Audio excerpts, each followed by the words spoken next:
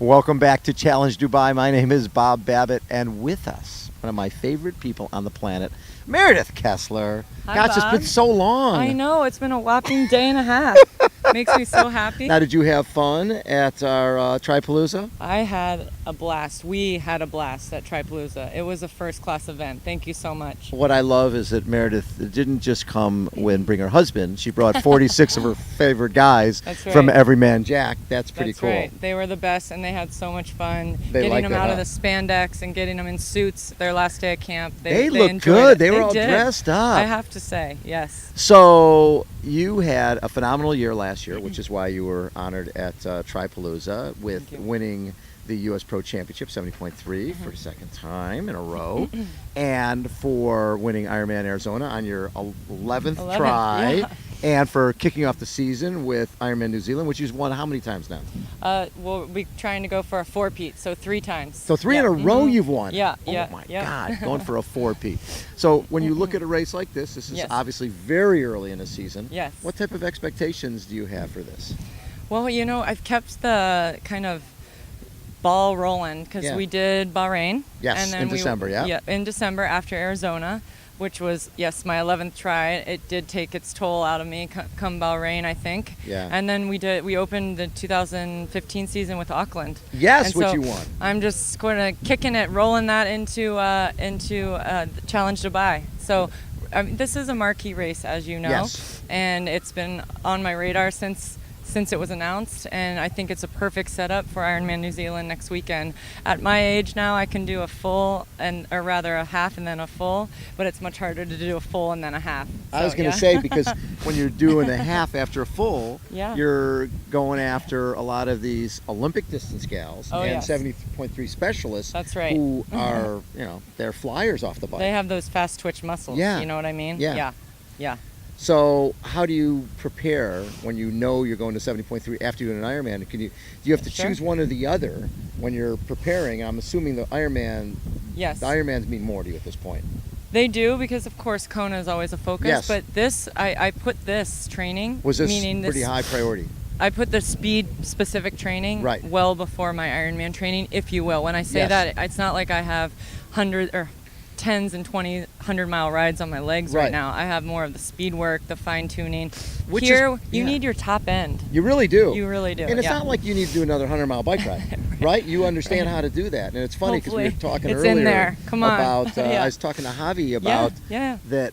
Did he change much to get ready for 70.3 from Olympic? And he says, not really. My training is pretty much the same. I had to figure out that I can't just have one gel. Right. But besides that, so for you, at this point of your career, you could probably focus more 70.3 and still do well with the longer. You're so right. I think at my age, 36, and having almost 54 Ironmans under my belt, I'm sort of banking on those miles. That's over the last 14 years. So and now you really need to bring out the charge of the speed and the fast twitch muscles and all that good stuff, especially for races like this when you have a waterfall of amazing talent, power, stamina, strength of women out there.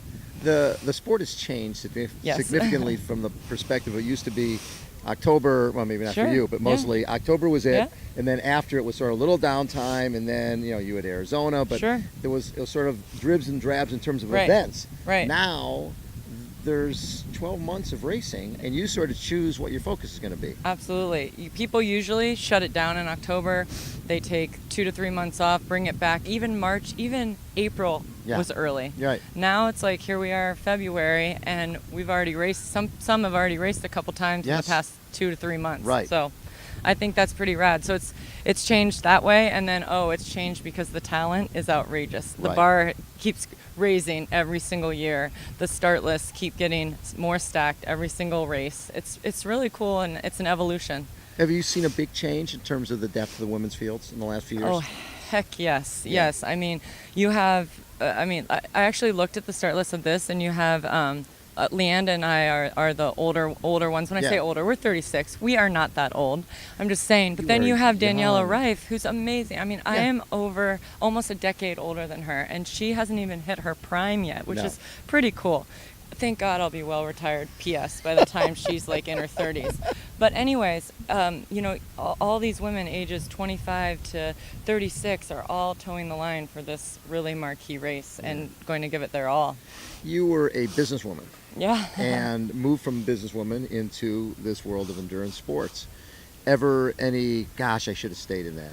Not once. Now, if you ask my Midwest parents who have worked for 35 years to this day, they at first were like, oh, but you won't get a paycheck every 2 weeks. And you won't get a 401k? Yeah, no, none of that. So my point is that at first they were very perplexed. And then I explained to them that, hey, guys, you always told me as long as I did my best, that was all that matters. Well, this is, me wanting to try and go and do our best. And so here we are, and the 6 years as a pro flew by. I mean, yes, I've done the sport since 2000. Yes. But 9 years as the age grouper, and then here we are, and it was the best risks we ever took. And to have my husband along with me for the ride, look, the window of opportunity is small the next few years. Sure. I do want to be a mom in the future, and I'm really trying to capitalize. We are on it the next two plus years. Yeah. To see what we can do in the sport and really kind of relish in it in this small window of opportunity that we have. You also have been an incredible supporter of Challenged Athletes Foundation, which we are so appreciative of. Thank Your you, event's coming up. It's coming up March 21. Anyone around in the Bay Area has got to join us. It's a 4-hour indoor ride.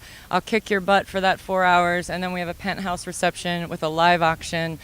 So many of my sponsors have come through. Boardman for a bike, Roca wetsuits, Envy wheels. I mean, I could keep going. Yeah, that's great. I did set the goal at 250 Gs this year. What did you make last year? We made 120 last year. But this year's a little step up in terms of we have almost like a little mini gala after the ride where people have to dress up. Tripalooza, dress up. We have tons of auction items, so we're really hoping that brings, if people can't do the ride 12 to 4, they can come and have the nice cocktail reception and auction 4 to 7 and still have Saturday plans. It's a win-win. Love it. So if Bahrain was your first opportunity, everybody's first opportunity to race with 20-meter draft rule. Yes. And you are a strong cyclist. I'm guessing you like that. I do.